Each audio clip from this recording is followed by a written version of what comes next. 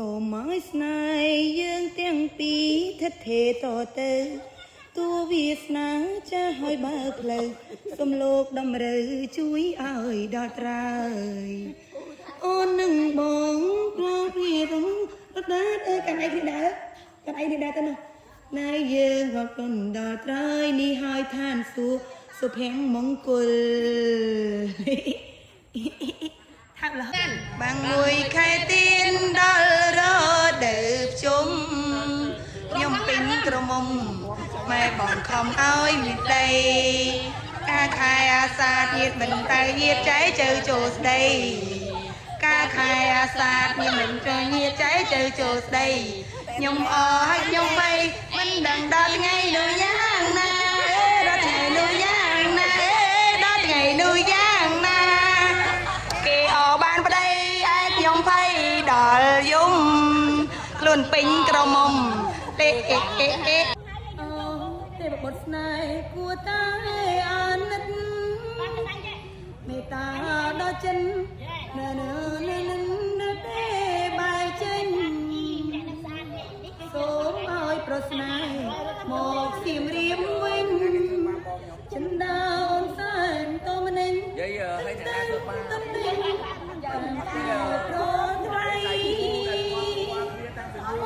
ប៉ាបងខ្ញុំមកឡើងទៅវេទនាចិត្តយ៉ាងនេះលោកអូខេបានអត់ដីអាឡងឲ្យធ្វើប៉ាបងមកទៅចិត្តបងឡើងនៅខាងក្រោយនេះរយៈណាស់លោតចុះក៏មិនរួចដែរដូបាត់ថាកុំជាចប្រប្រជាចប្រប្រទាំងងមិនស្មានយើងទេប្រងមួយណាអូខេ let's go come on go ទីរិនអងរូនចិត្តខ្ញុំប្រស្នេហ៍នៅអង្គធំ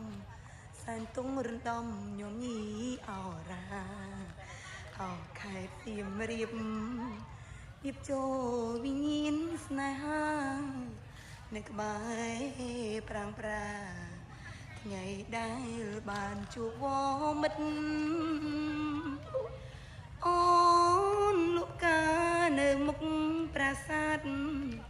ជួបបងទេសចររូបស្អាត